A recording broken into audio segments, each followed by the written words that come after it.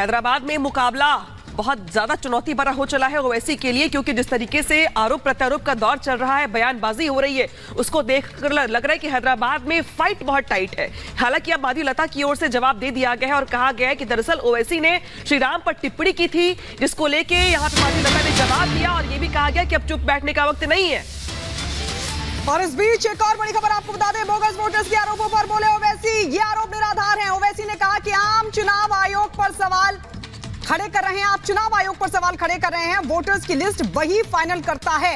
माधवीलता ने लगाए थे बोगस वोटिंग के आरोप, लिस्ट ये कहा था कि बोगस वोटिंग लिस्ट दरअसल उसका इस्तेमाल कर ही ओवैसी जीतते हैं, इस तरह का आरोप माधवीलता की तरफ से लगाया गया था। इस पर ओवैसी ने क्या जवाब दिया है वो भी सुनिए।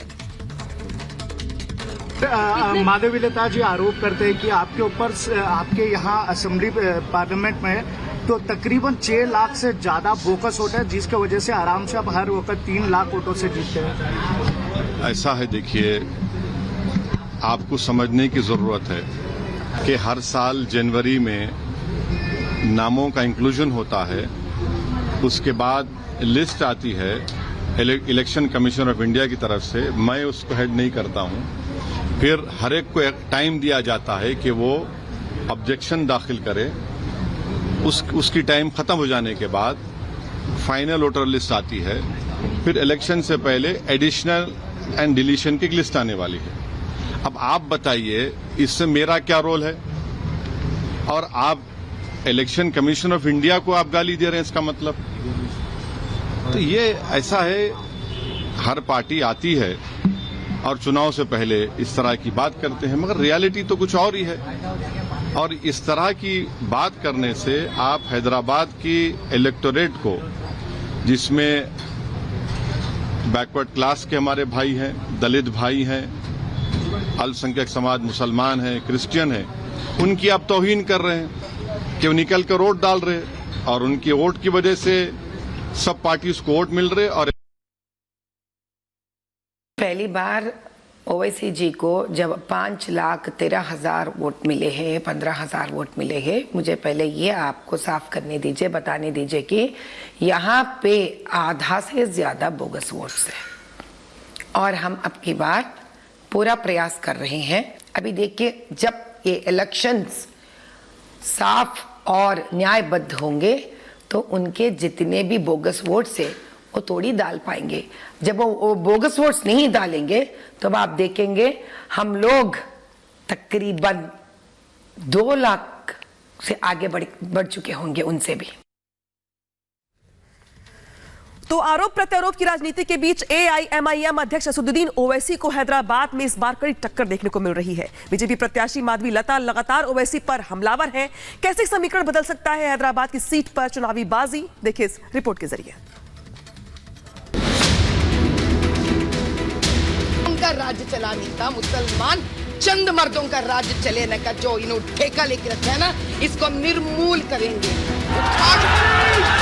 ये धमकी नहीं है, ये खुली चुनौती है। ये फपकी नहीं है, ये है खुला ऐलान। ये बातें हवा हवाई नहीं, ये ओवैसी को मिल चुके चैलेंज का ठोस आधार। जी हाँ, हैदराबाद के सबसे बड़े भाई माने जाने वाले एआईएमआईएम अध्यक्ष असदुद्दीन ओवैसी को घर में चुनौती मिल चुकी है और चुनौती देने वाला कोई बाहरी नहीं बल्कि हैदराबाद की ही बेटी है। खास बात यह है कि ये मुस्लिमों को वोट बैंक नहीं समझती, ये उनका ख्याल रखती हैं, उनके साथ खड़ी होती हैं, उनके लिए लड़ती हैं और जूझती हैं।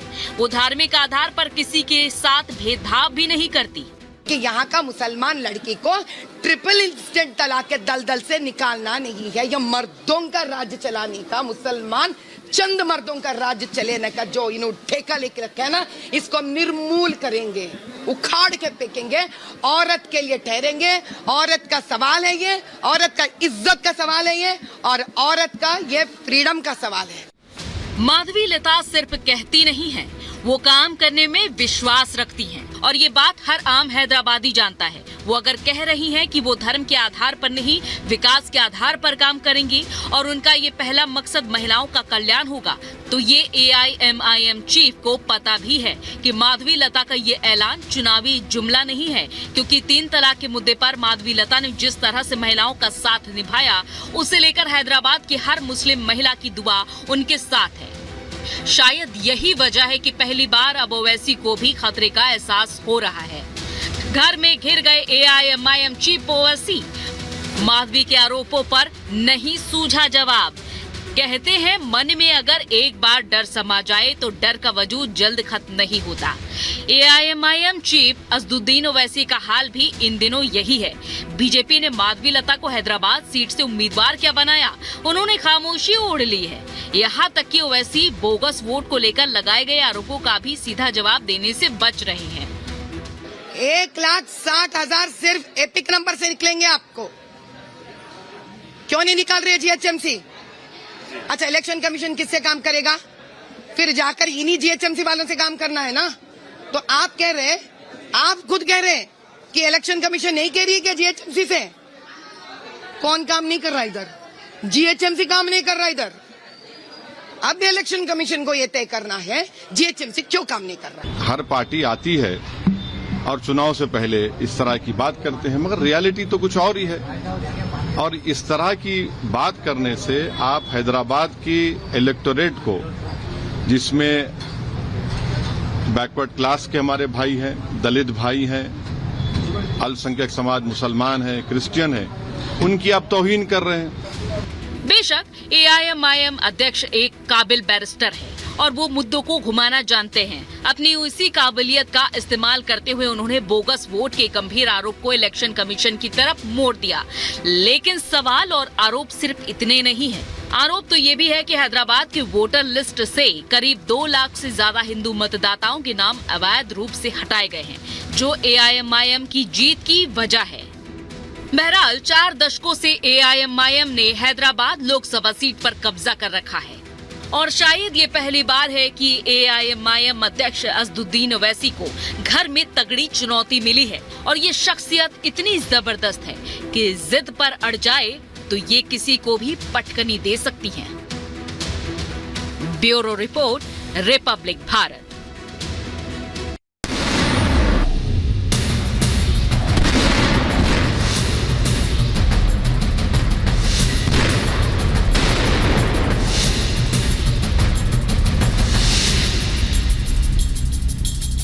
तो बड़े महायुद्ध की आहट सुनाई दे रही है, वो भी 24 घंटे बाद। जी हां, क्या दुनिया एक और महायुद्ध के मुहाने पर खड़ी हो गई है? सवाल इसलिए उठ रहा है क्योंकि ईरान और इजराइल के बीच तनाव लगातार बढ़ रहा है। जहां एक तरफ ईरान ने इजराइल पर अटैक की धमकी दी है, तो इजराइल ने भी माकूल जवाब देने का ऐलान कर दिया। और इस युद्ध की आहट के बाद से कई देशों ने अपने नागरिकों के लिए ट्रैवल एडवाइजरी भी जारी कर दिया। ये रिपोर्ट आपको दिखाते हैं।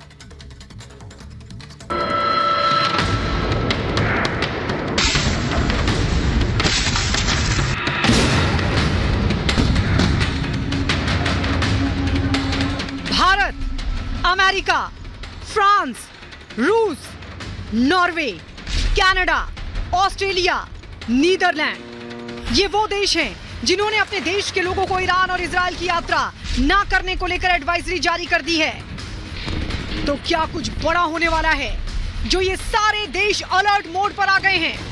तो इस सवाल के पीछे का जवाब हाँ ही है, क्योंकि ईरान ने इजराइल पर बड़े अटैक की धमकी दी है। हमला कब होगा, कैसे होगा, कहां से होगा, ये कोई नहीं जानता, लेकिन होगा जरूर। ईरान ने अपनी धमकी में अपने इन इरादों को जाहिर कर दिया है। ईरान की इस धमकी के पीछे की वजह सीरिया में ईरानी एम्बेसी पर अटैक है। दरअसल 1 अप्रैल को सीरिया में ईरानी एम्बेसी के पास एयर स्ट्राइक हुई थी, जिसका आरोप इजराइल पर लगा है। इस हमले में ईरान के 2 टॉप कमांडर समेत 13 लोग मारे गए थे। इसके बाद ईरान ने बदला लेने के लिए इजराइल पर अटैक की धमकी दी थी।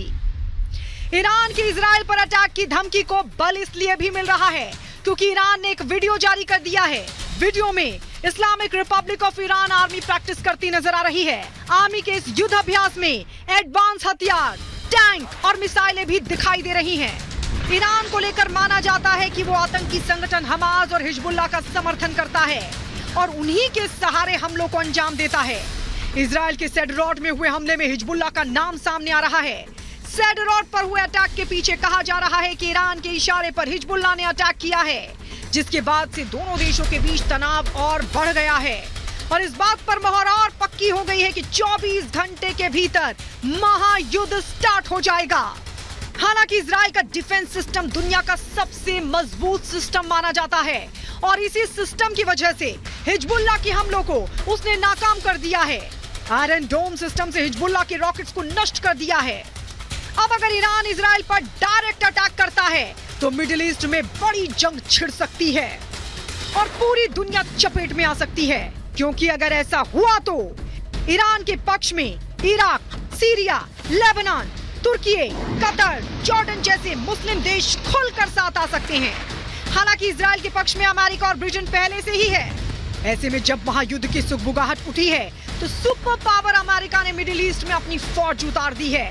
टाइम्स ऑफ इजराइल की रिपोर्ट के मुताबिक अमेरिका का aircraft carrier USS Dwight Eisenhower लाल सागर के रास्ते इजराइल पहुंच रहा है। ये ईरान की तरफ से दागी जाने वाली मिसाइलों और ड्रोन्स को रोकने में सक्षम है। इतना ही नहीं, अमेरिका ने जॉर्डन ईरान बॉर्डर पर मिसाइल डिफेंस सिस्टम को भी एक्टिव कर दिया है ताकि मिसाइल अटैक को रोका जा सके। एक तरफ अमेरिका इजराइल के सपोर्ट में उतरकर अपनी आर्मी को एक्टिव कर चुका है, तो दूसरी तरफ ईरान को सख्त लहजे में वार्निंग भी दे दी है और मिलिट्री एक्शन न लेने की बात भी कही है। ईरान और इजराइल में वॉर को लेकर काउंटडाउन शुरू होने की बात कही जा रही है। ऐसे में डिफेंस सेक्टर की बात करें तो इजराइल का बजट 24.2 अरब डॉलर है, तो ईरान का महज 9.9 अरब डॉलर का है। इजराइल के पास 612 प्लेन हैं, तो ईरान के पास 551 प्लेन हैं। इजराइल के 2200 टैंक्स के मुकाबले ईरान के पास 4071 टैंक्स हैं। इजराइल के पास 80 परमाणु हथियार हैं, तो ईरान के पास एक भी नहीं। इजराइल के पास 67 वॉरशिप है, तो ईरान के पास 101 वॉरशिप का बेड़ा है। दोनों देशों के पास अपनी सैन्य ताकत है, दोनों के पास सपोर्ट करने वाले देश भी हैं। ऐसे में अगर युद्ध होता है तो इसका असर पूरी दुनिया पर पड़ेगा और एक बार फिर वही तस्वीरें और वीडियो सामने आएंगे जो रूस यूक्रेन युद्ध के दौरान दिखाई दी थी। Bureau report, Republic Bharat.